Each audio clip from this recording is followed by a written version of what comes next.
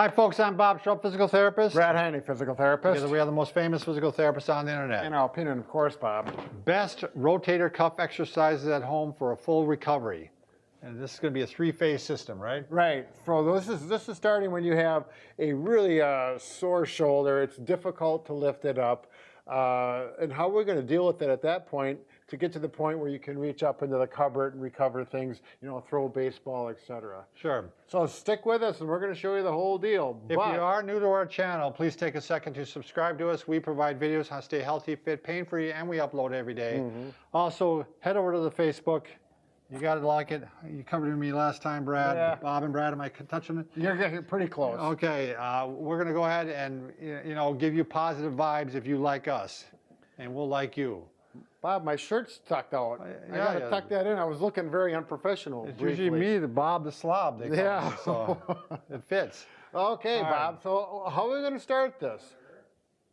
I'm asking you. Okay, well, okay, we'll get going. So, you know, the first thing, if you got a sore rotator cuff, sore shoulder to the point where it hurts and you just feel like this is a kind of a natural cradling position people will do. It's time to put it in a sling. Right. Get it in a sling. Get it calmed down. Give it some time to relax and settle down. Take some ibuprofen if that works for you. Get a cold pack on there for 20 minutes, usually 2-3 times a day.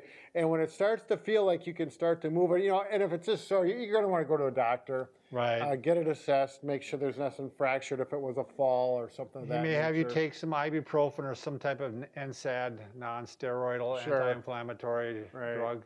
When it's time to get it moving, though, it's going to feel okay and actually a little bit better to get it out of the sling. Right. And then it's time to get it moving. Yes. We don't want to leave it in the sling too long. It's going to get contractures, and then we could get a frozen shoulder problem, and you want to avoid that at all costs. So getting it moving in a pain-free range. What we're going to show today, and that's the key point, is that it should be pain-free with the movement. Right. You don't want to irritate it, right, and then take a step backwards. Fire it right back up again. So we're going to use what we got the knee glide here, and it's not just for the leg. We've done a lot of videos. It could be called the shoulder glide too. Right. It could be. And to start out with, if that shoulder is sore, you want to be able to get it moving, but take some weight off of it. So it just happens to work out well. I'm standing here, I got my hand on here, and I can just... About the right height for you. Right. You know, and if you're tall like Bob, you may have to bring it up or so. Sure. Actually, because I'm tall, I got longer arms too, but you're right, I do have to come down a little bit. Yeah, you can bend your knees as long as you got good knees. One way or another, you'll get it to work. And that very easily slides, and we get some motion.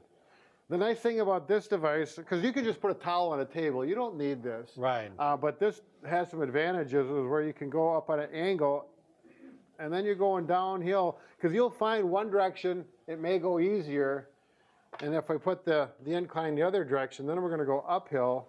That's going to be a little harder. Right. One way, it's very likely that this could be pain-free, and then you go like this, but it's not ready for it yet. Right. Maybe a little more too aggressive, and it may cause pain, so you may have to wait a day or two before you go to the incline. Yeah, I'd say in most cases, like you said, Brad, it's going to be, you're going to want to start going downhill first. Yeah. And then you can lower yourself, get on a stool. So you probably want to go downhill on that one even. Sure. To start off with, right? Yep. Yeah, it's a good idea. And now this is a little more motion because I've lowered my body. The shoulder gets to work more. And you're going to do these, you know, for a minute or so, some good range of motion. It'll fatigue after a while. Again, then when it feels stronger, you can start to go uphill. And now this looks little, but with a sore shoulder, yeah, it doesn't take much. It's significant. Right. And probably 3 times a day, Brad, would you say? Yeah, I would.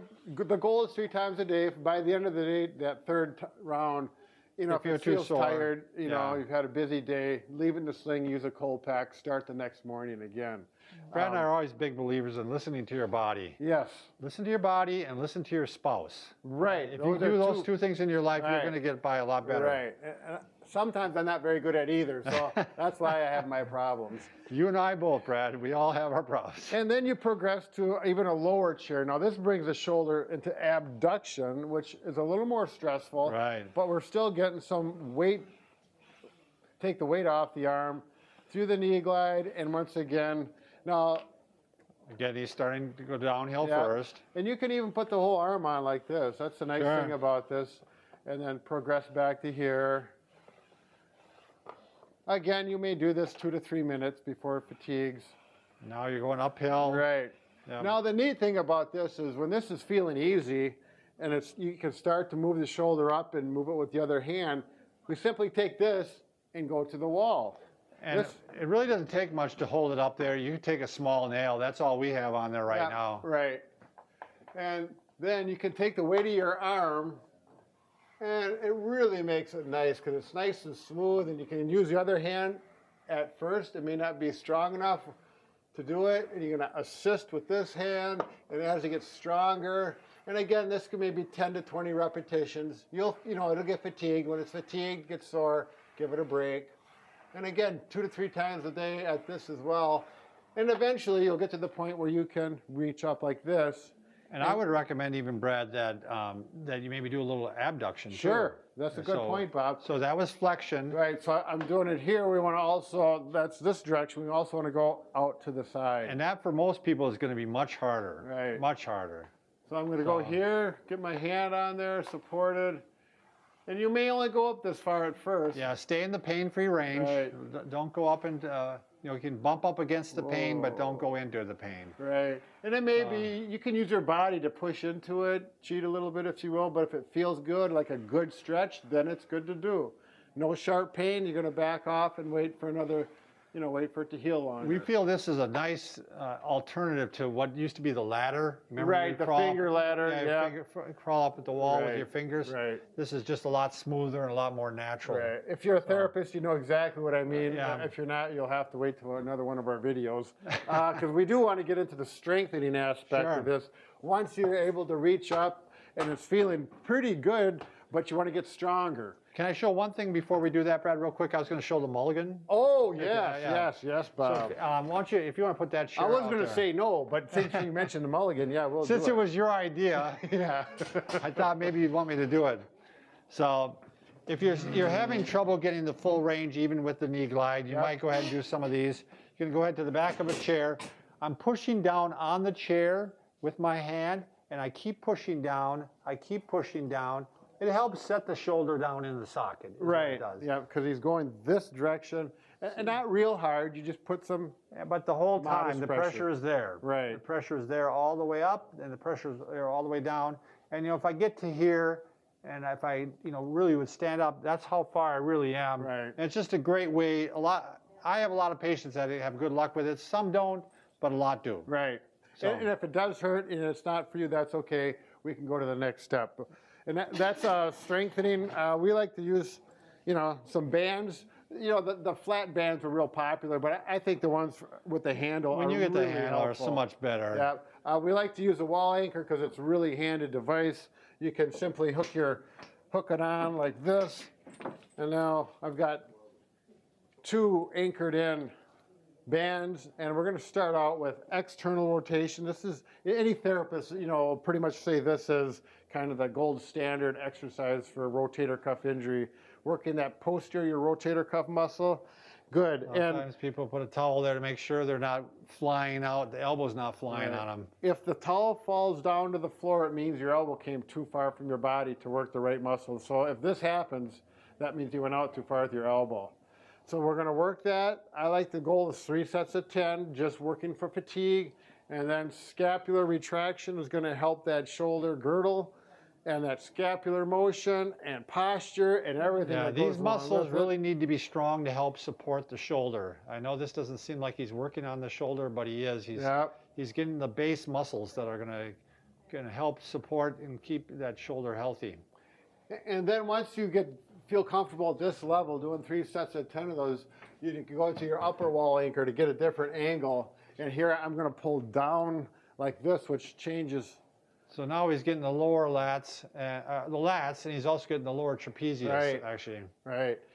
And, and even as you get stronger, then you can go into this where you're working the front muscles, the pectoralis And you majors. get a little, almost internal rotation a little bit, aren't you? And you can come back, you get a little stretch, which you're going to want. And this works really gentle. You can control how much the stretch is by where you position yourself from the wall. Works really great. I actually like to go into one arm.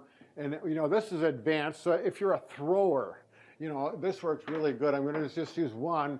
That's the nice thing about these. You can double it up. If it's too hard, just go to 1, and you can start doing these rotations. Yeah, so you're up, at the right angle here, and you can even go like Right. this, which again helps simulate that throwing method. Right. As you can see, this is just like throwing a ball, a javelin, Right. whatever you may be into. And that is where the wall anchors really come in handy, because it gives you variety. And Very it gives you that versatile. right. I can recreate the actual throwing that you're going to do, Right. the movement that you're going to do. Exactly right, Bob. So there we go. We went through 3 phases: the acute phase, the range of motion phase, and then the strengthening to get you where you want for that full recovery. And we do have a lot of other good videos for this. Actually, one for throwing. If you are a thrower, it gets more into details on some throwing, because there's a few more things, but we don't have the time for all that today, That's Bob. right. But once again, Bob, this is another piece of the puzzle, isn't it? We can fix just about anything Except, a broken heart. there you go. Say no more. Well, we're working on it. You better believe Day it. and night. Bob, did you notice I got my shoes polished? You did? Yeah. They look fantastic. Look at that, Liz. Yeah. Yeah. Wow. We got to do a video on polishing Yeah. shoes. This is a drill or something. Okay.